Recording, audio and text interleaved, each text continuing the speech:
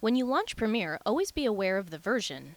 If you can't get the same version the school has, your home files won't work on campus until the school updates. When the home window launches, you can see a list of recent projects. If you use the same computer to work on, you can keep a copy both on that machine and a backup on your hard drive. Just select the project name that you've already been working on.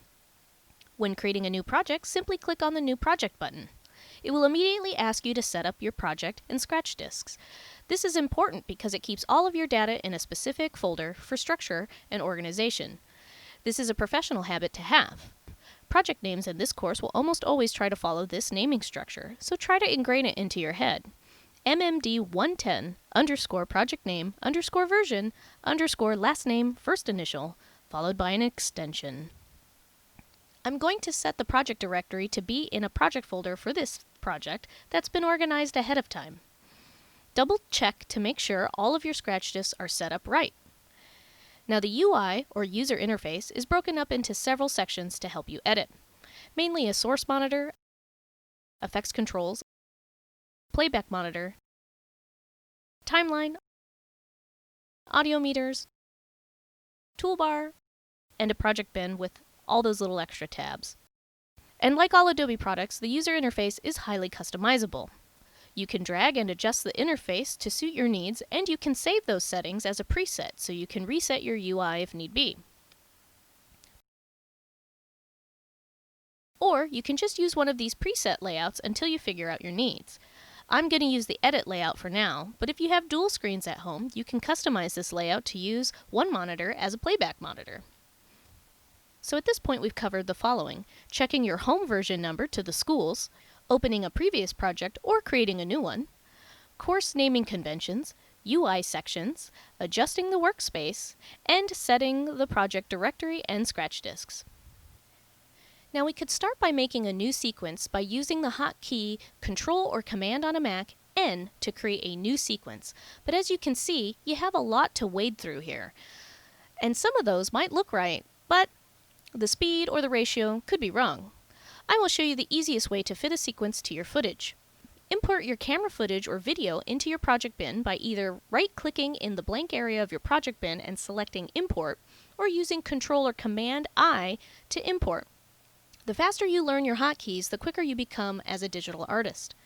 Grab a clip or video file and drag and drop it into your timeline. Premiere will automatically create a sequence that matches the exact settings. You can then delete that footage or rename the sequence to something more fitting.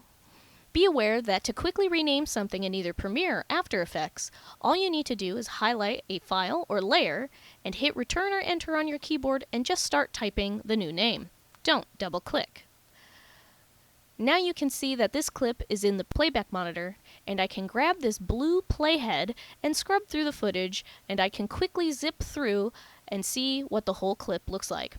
Over in the source monitor, I have to double-click the file in my project bin to get it to show me just that clip, versus the sequence of clips I could have in the timeline like my playback monitor does. This monitor can also select sections of footage by selecting what are called ins and outs. You can select where you want the edit to start or stop, even use it to make subclips for larger editing projects. Let's say I set the in here and the out there. Now, there's a few ways I can get this footage into my timeline.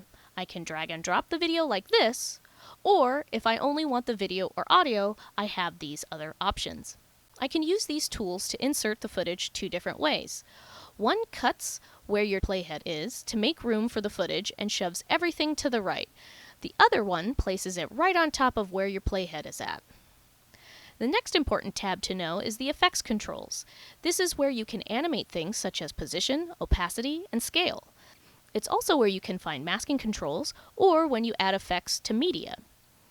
Next to your timeline, you have your toolbar. The two most common tools you will most likely use are the arrow tool and the cut tool. Default Premiere shortcuts are V for arrow, which is like most Adobe programs, and C for the cut tool. You can see I have mine set up to follow Final Cut 7 hotkeys, which you can change by going to Edit, Keyboard Shortcuts, and using the drop-down menu to select what you prefer. You can always add or adjust to fit specific needs and save it as a preset. The other tools we will dive into, and I will show you how you can use the pen tool to do a manual cross-dissolve or fix audio pops on the fly. Here's a project I'm noodling with. You can see that in the timeline when you have different types of media like video, photos, and transitions, it is represented with different colors. Purple for video, pink for images, brown for transitions, and these colors can all be customized. I can even see where my audio levels are at. You want to start thinking that -30 is low, and that you want your audio to usually be hovering around -24 to -12 decibel levels. If you go higher than -6, it starts to get too loud. To go to an in or out point, or even between cuts, make sure your layers are selected. By using your up and down keys on your cursor pad, you can quickly get through your sequence.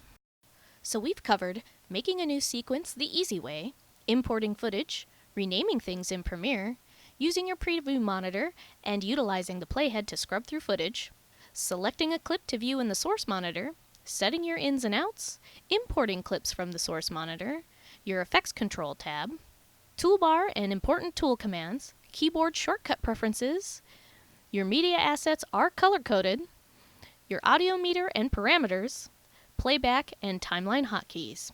If you have any more questions, please feel free to leave them in the comments section below or just ask in class. And this concludes my little video about the Premiere user interface.